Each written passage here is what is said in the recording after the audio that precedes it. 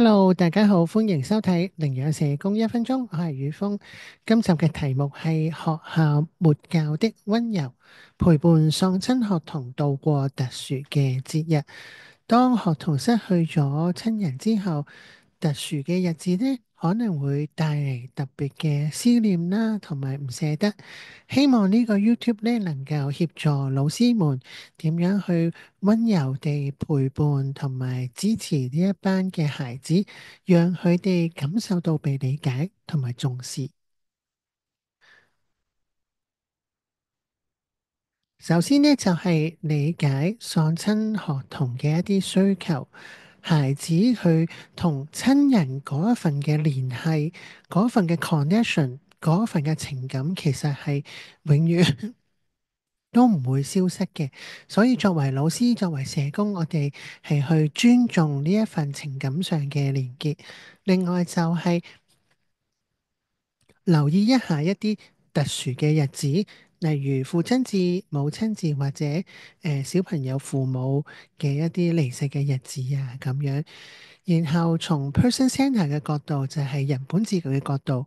我哋提供一個選擇權，讓孩子自己去決定點樣去面對呢啲時刻，去照顧自己。咁去到例如母親節嘅時候，點樣可以溫柔地去應對呢？咁我哋好鼓勵學校嘅老師或者社工，可以喺節日之前單獨同小朋友同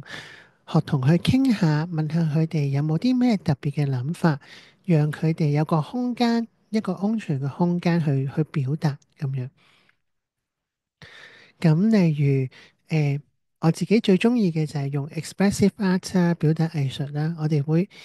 可能會邀請小朋友去製作一啲嘅母親節卡啊，去表達對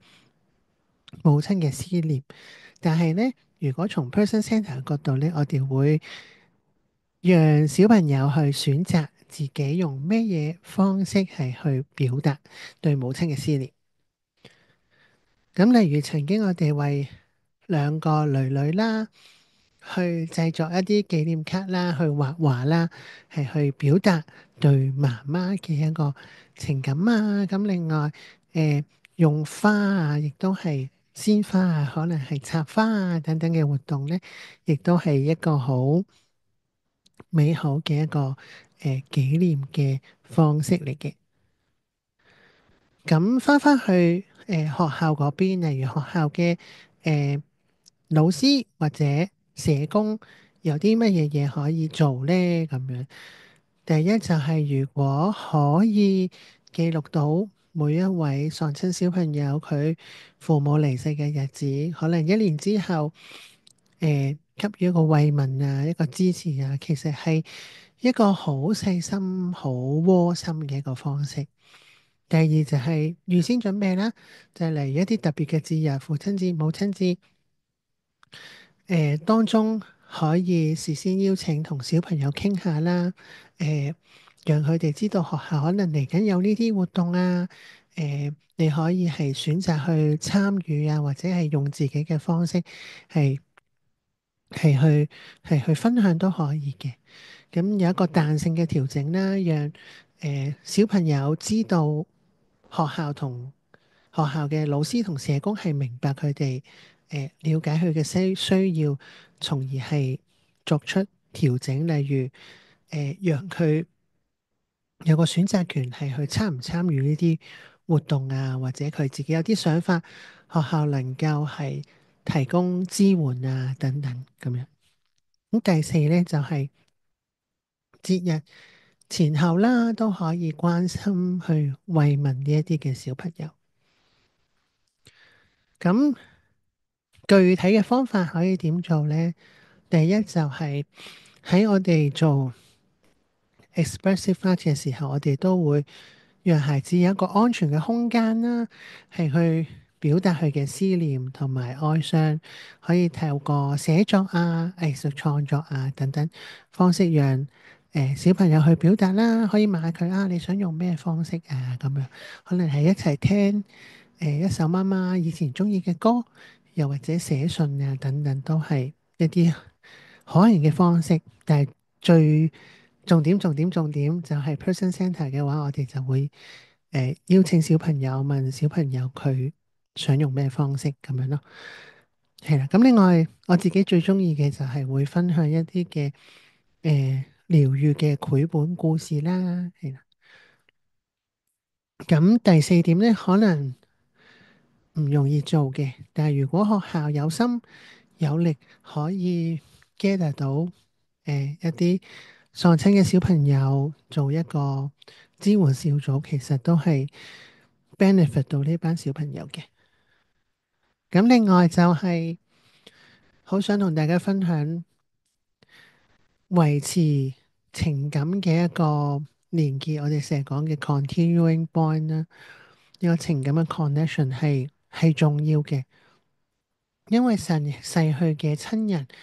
永遠都係孩子生命中嘅一個部分。咁我哋可以點做呢？我哋可以協助孩子係去整理啦，去記錄啦，去分享離世親人嘅彼此之間嘅一啲回憶啊、記憶啊，其實就係接納緊佢嘅哀傷，亦都係一種身教。其實哀傷係可以傾談嘅，哀傷係被人接納嘅，咁小朋友就比較容易去接納到自己嘅哀傷啊，咁樣。咁另外就係透過表達藝術啦，去表達啦，亦都係一個轉化哀傷嘅一個力量嚟嘅。我哋背後嘅 intention 就係讓孩子知道自己係被重視嘅。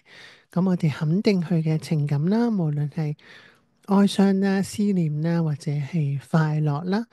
其實都係好正常嘅。咁我哋尊重孩子啦，尊重孩子，可能佢暫時需要離開一下。如果佢需要離開下，我哋就建立一個安全嘅避風港啦。如果佢想參與嘅，咁我哋喺身邊度陪伴佢啦，就讓佢有個空間去選擇。咁就係持續嘅支持啦，讓孩子知道其實有老師或者社工願意係去陪伴佢啊，支持佢啊，咁樣。好，